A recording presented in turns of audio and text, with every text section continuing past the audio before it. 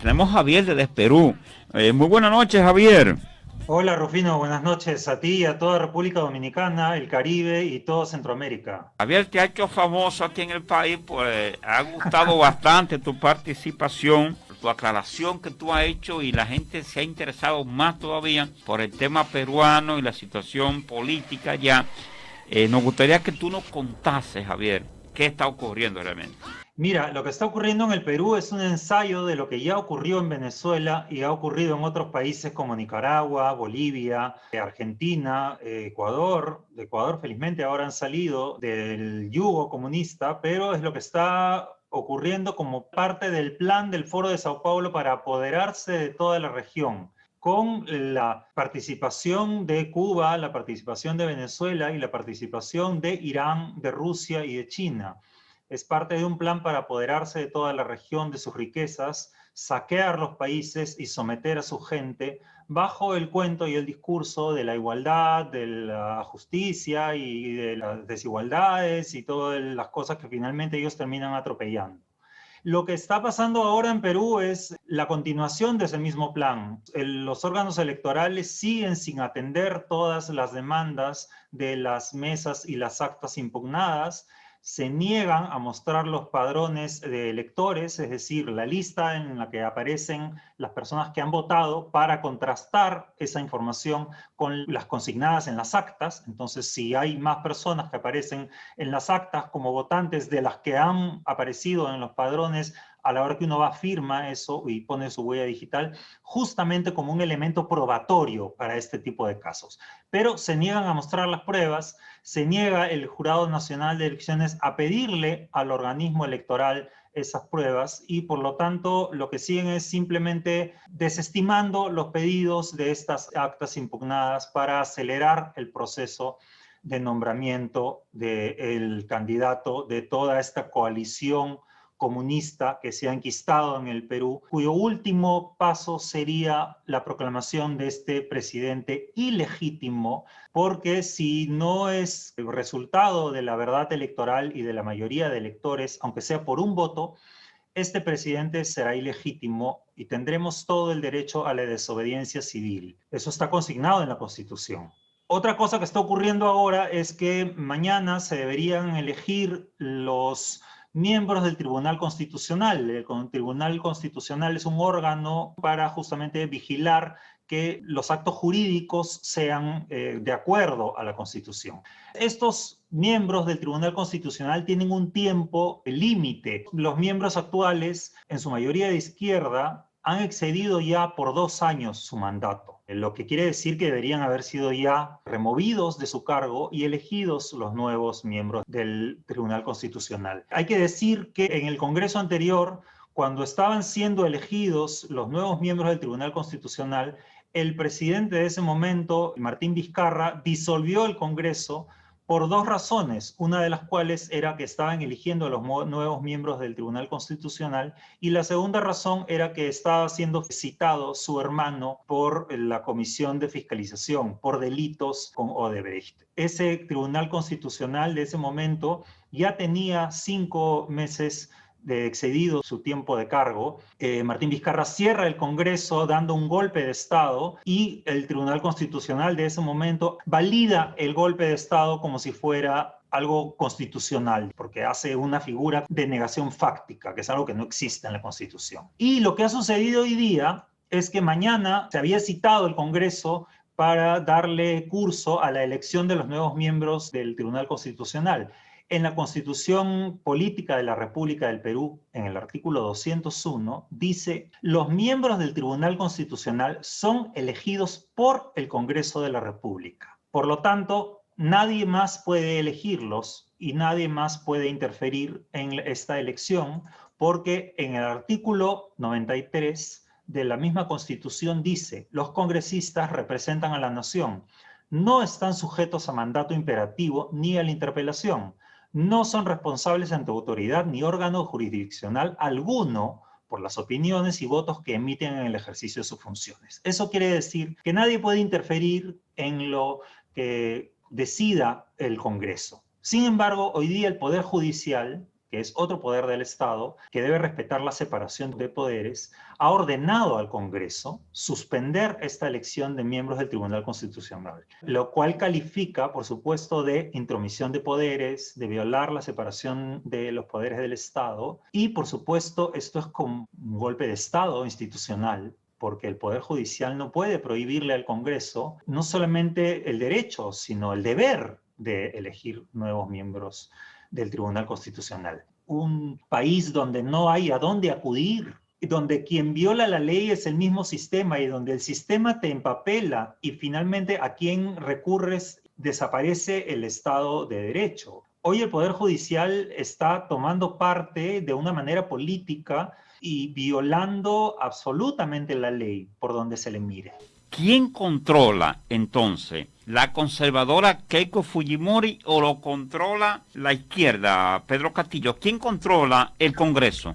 El Tribunal Constitucional está actualmente controlado por la izquierda y el Congreso está conformado por varias tiendas políticas diferentes, pero está presidido por la izquierda. El presidente de esa mesa directiva del Congreso es justamente el presidente en funciones actual, que es Sagasti.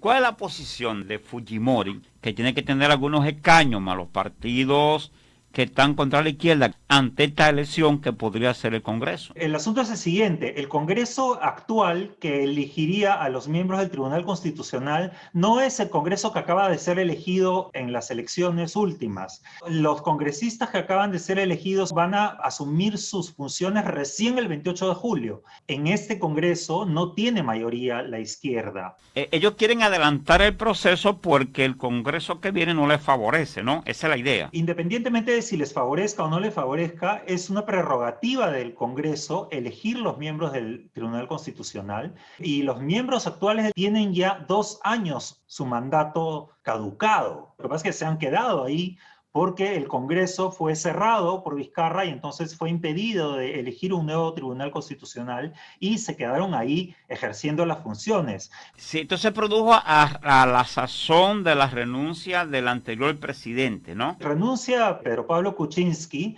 y Vizcarra se dedicó a bombardear al Congreso y acusarlo de obstruccionista. Era un Congreso en ese momento en su mayoría fujimorista. Para ganarse él algún tipo de popularidad, a acusarlo y a atacarlo y a enfilar toda la batería de los medios de comunicación que hicieron muy mal en ese momento, simplemente porque recibían dinero del Estado, es decir, dinero de todos los peruanos y todos los contribuyentes en publicidad estatal, y se enfilaron todas las baterías y toda la artillería contra el Congreso, y se le culpó de obstruccionista cuando realmente ese Congreso no fue obstruccionista. Censuró a un solo ministro, un ministro de Educación que tenía serios cuestionamientos. Cuando el presidente le pidió licencia para dictar leyes, se las dieron, le dieron 100 días. Simplemente fue un Congreso que no era afín a Vizcarra, que tenía ya instalado el plan izquierdista. Y lo primero que hizo fue cerrar el Congreso con el aplauso de toda la gente, lo cual por supuesto calificó de golpe de Estado, tan golpe de Estado como el golpe de Estado de Fujimori del año 92, que también en su momento contó con el aplauso y la anuencia de la mayoría de la población. Vizcarra se constituyó en un dictador, pero como ahora las dictaduras lo que hacen es travestirse de democracia, se visten usando las formas democráticas para violar la ley y para socavar el mismo Estado de Derecho, lo que hizo fue validar su golpe de Estado con un tribunal constitucional ya caduco en 5 meses.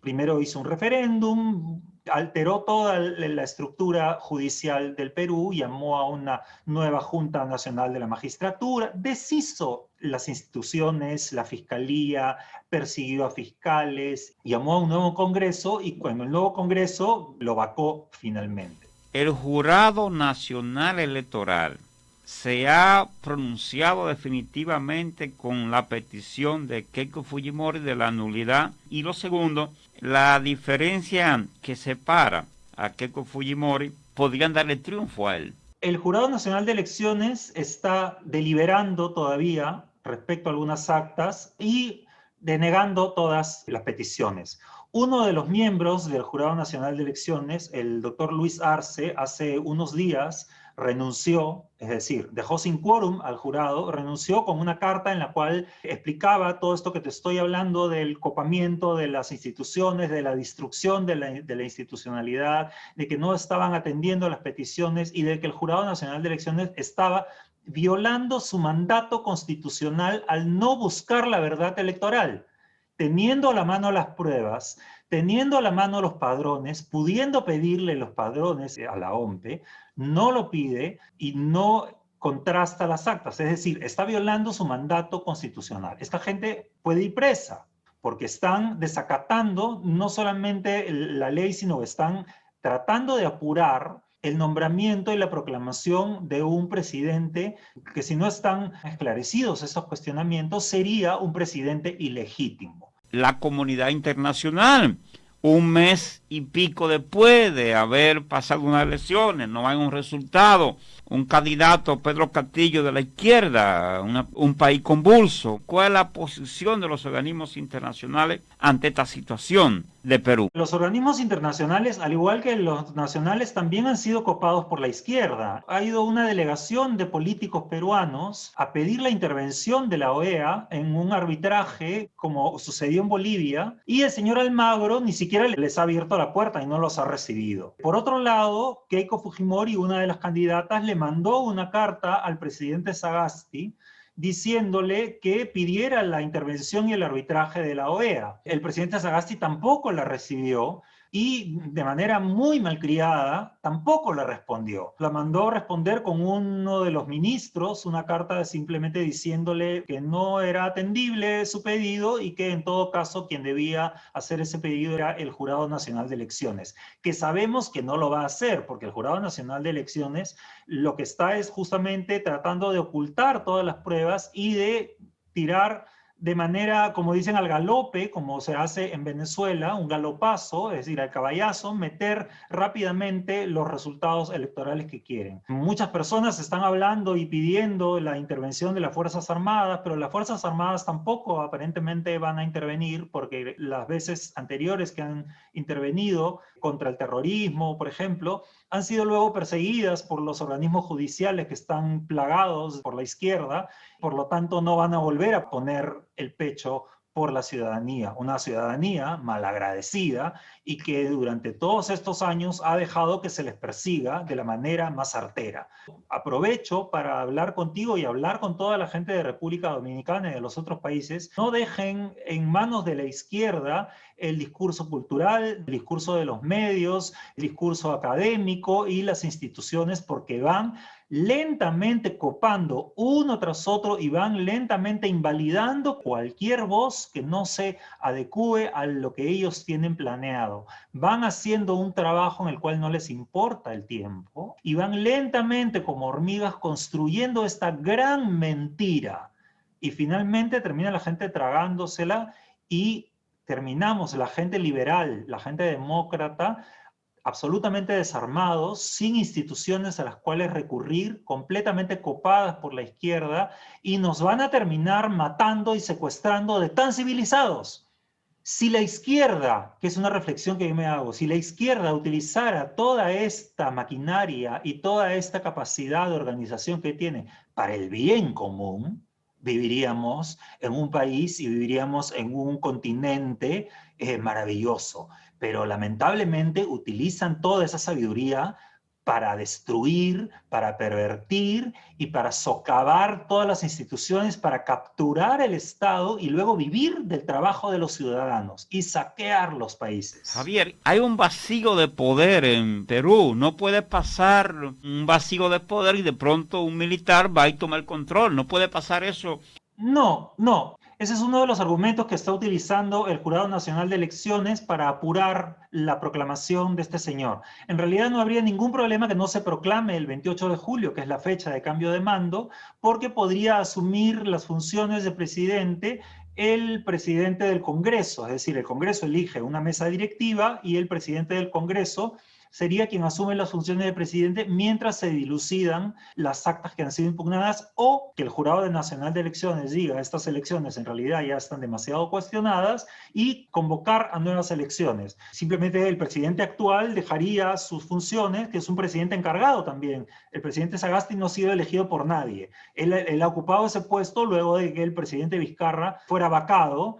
Quien tiene que ocupar el cargo es el presidente del Congreso, se nombra al señor Sagasti y sube este personaje actual que es parte de la farsa comunista. Javier, entonces, ya que tenemos que despedir el programa, ¿hasta qué está dispuesta, hasta qué punto están dispuestos para defender lo que ustedes entienden como un derecho? Mira, nosotros estamos yendo mañana a hacer una marcha más delante del Congreso para expresar nuestro apoyo a los congresistas y que ellos elijan los nuevos miembros del Tribunal Constitucional. Nosotros tenemos la esperanza de que en algún momento los miembros del Jurado Nacional de Elecciones se den cuenta de que si siguen actuando fuera de la ley y violando la Constitución, lo que están es cometiendo un delito y terminarán presos. Hay que recordar a grandes personajes poderosos, Fujimori, Mussolini, Hitler, Gaddafi, es decir, grandes personajes que han tenido mucho poder y han terminado en las alcantarillas y absolutamente destruidos. Entonces el poder